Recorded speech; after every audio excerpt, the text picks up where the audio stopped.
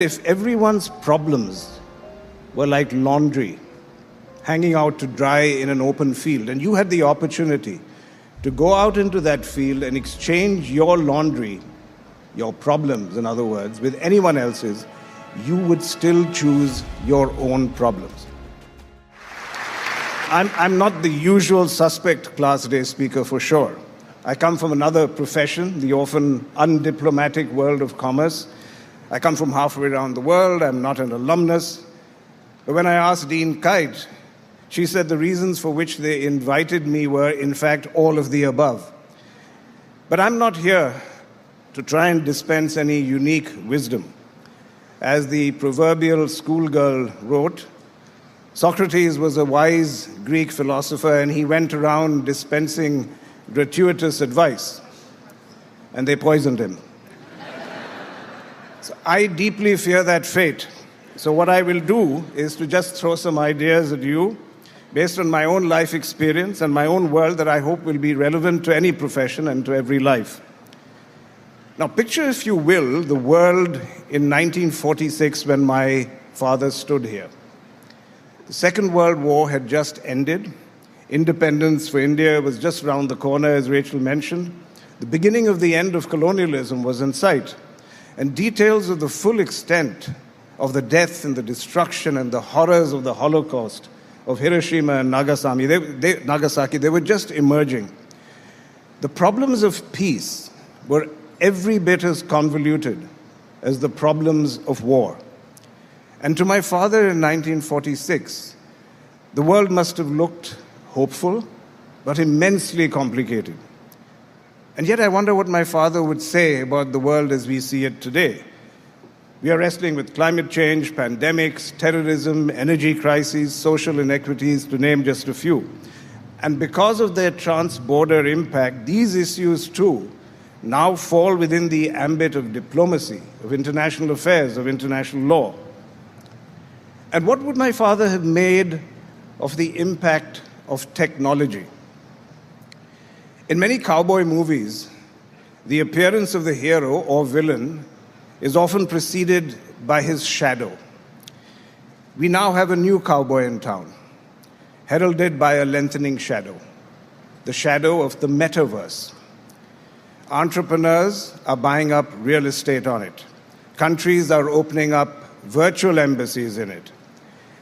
And through the metaverse, we can live not just a virtual second life, but also a parallel life where the virtual intersects with reality and the boundaries between the two grow more and more blurred. Now, in many ways, it may actually enhance the effectiveness of diplomacy. Virtual face-to-face negotiations may become as effective as in-person ones. Global summits and indeed side conversations where you can interact virtually, where you can smell the coffee almost, can lead to both quicker responses and actually make a dent in climate change. On the other hand, the metaverse is likely to turn out to be the new Wild West. What laws will govern it? Who will have jurisdiction and over what? Who will own the new forms of data that the metaverse is going to generate? Pupil dilation, heartbeat rates, biometric data. What happens to free speech and to privacy? The metaverse, and indeed the technology-driven world of the future, is going to be like the Force, from Star Wars, of course. But as all of you know, by itself, the Force is neither good nor bad. It depends on who uses it and towards what end. So these are all the portentous issues that your generation will have to grapple with. But yours is not the usual graduating class.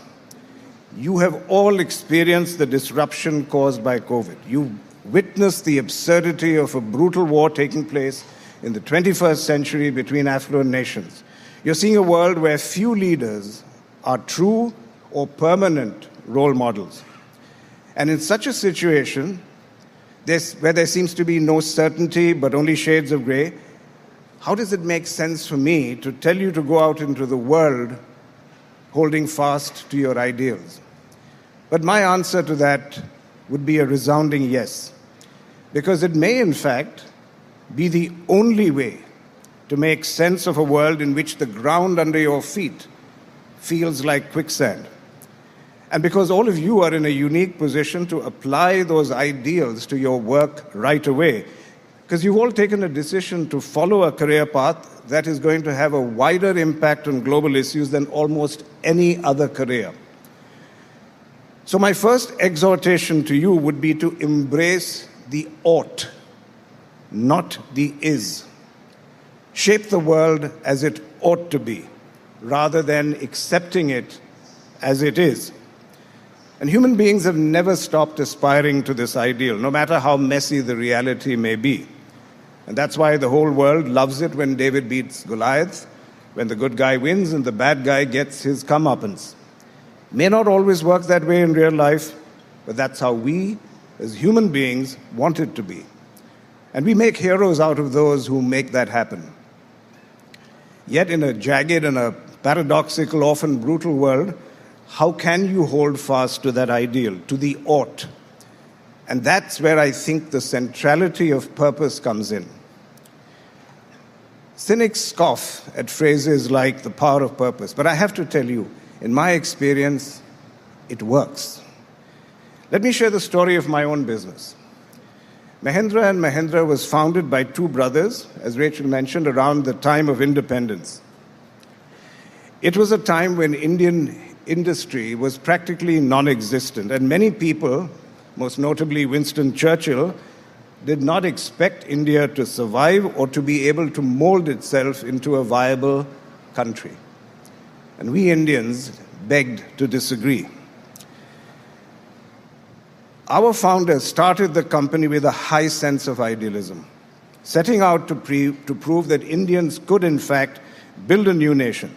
And in fact, when the company commenced business, the first advertisement they came out with in 1945 had nothing to do with products or services. They only articulated their dreams for India, a set of principles and ideals with which they were starting business. And that was in 1945. Over the years, obviously, India has confounded the naysayers and shaped itself into the world's largest democracy. And the Mahindra group of companies initially flourished as well, since in a bid for self-sufficiency, much of Indian industry was protected from external competition. However, in the early 90s, India and Indian industry were both in crisis. Faced with the prospect of running out of foreign exchange reserves, India took the radical step of liberalizing its closed economy, and after decades of being protected, suddenly the world's most powerful companies were at our doorstep, anxious to get a temptingly large piece of the Indian pie. For old economy companies like ours, which had prospered under a protectionist regime and had forgotten really how to compete, the opening up of the Indian economy was like the Grim Reaper knocking at the door. And seriously, there were people around, large consultancy firms, who were busy writing our epitaph. And yet, 3 decades later, here we are, a multi-billion-dollar group, still chugging along and earning goodwill while we do so. So how did we do it? Well, obviously, there were many ingredients. But to my mind, the most important one was to harness the power of purpose. We found ourselves in a very strange back-to-the-future kind of situation, where once again we had to prove that we as an Indian company could do it, that we could not just survive, but thrive in the changed economic landscape.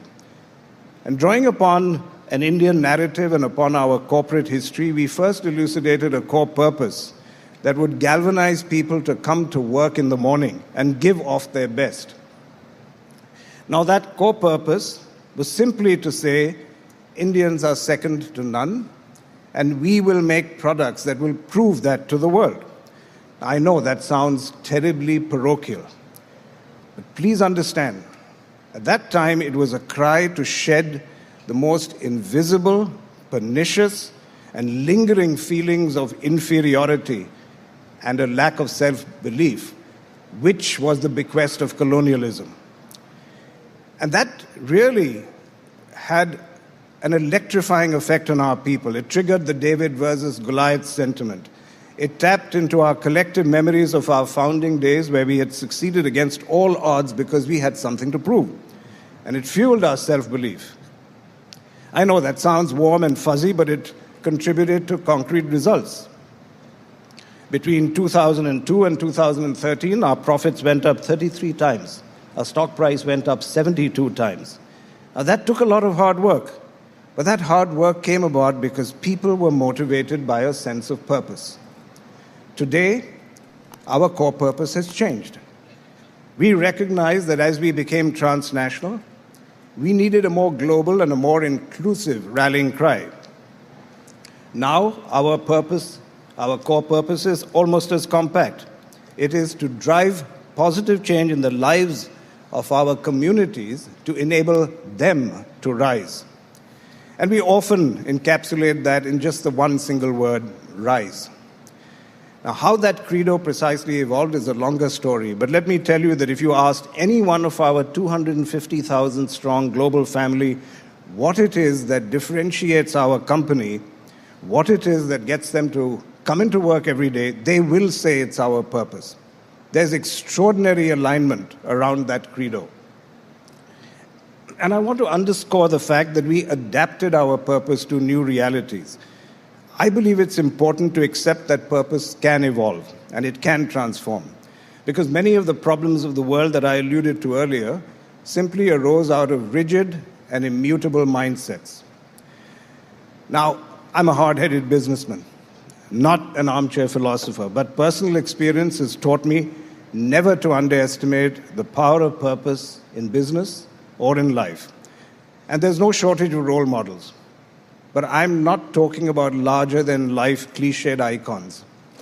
And even before you set out to change the world, which Fletcher no doubt has prepared you to do, I urge you all to take small steps to change the world around you.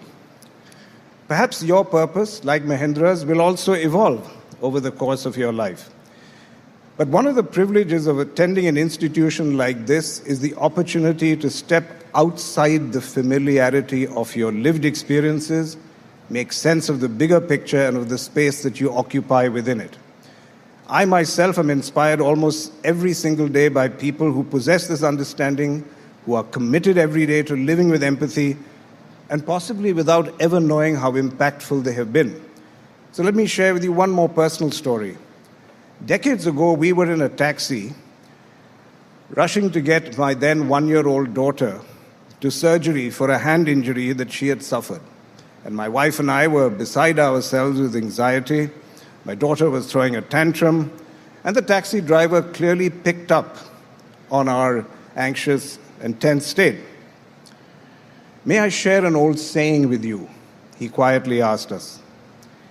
And he said, if everyone's problems were like laundry hanging out to dry in an open field, and you had the opportunity to go out into that field and exchange your laundry, your problems, in other words, with anyone else's, you would still choose your own problems. And he paused and he just said quietly, "Don't worry, I'll get you there safe and sound and in time." And at that moment, it was precisely the perspective that I needed.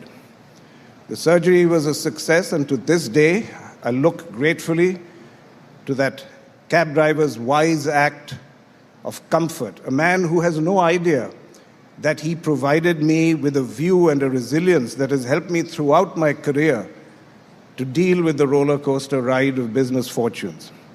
You will similarly have no difficulty in finding such inspirational people. You may look around this room and recognize a fellow student who stayed up with you all night to support you when life seemed overwhelming. A professor who postponed an exam when COVID anxiety was at its peak. Parents who have worked tirelessly and sacrificed much to enable you to celebrate today.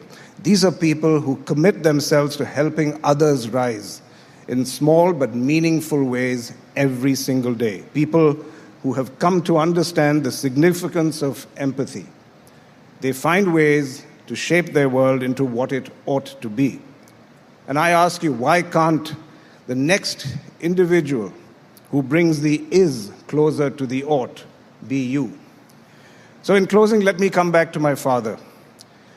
And I've often asked myself, why did he come to Fletcher? He had already been away from his family and home for 4 years as an undergraduate at Harvard. Why didn't he simply choose to go home after such a long absence? And if I were to guess what went through his mind, I would say he stayed on because he saw a new world in the making. He wanted to understand that world, and he wanted to be part of the solution. He came as the original pilgrim, seeking answers.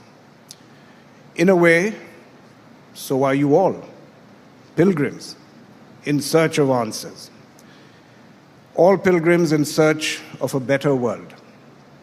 I once read the perfect definition of a pilgrim, which says that a pilgrim is a wanderer with a purpose. And I think that pretty much sums up your present and your future. You are all pilgrims who, in the course of your careers, will wander through an uncharted world. May you wander through it with purpose.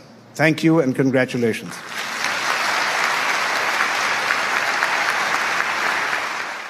Visit our site, EnglishSpeechChannel.com, for exclusive access to video transcripts, offline audio, English lessons, and private classes. Don't forget to explore our free and new ebooks. Also, subscribe to our weekly newsletter for the latest updates. Links in the description below. Thanks for your support.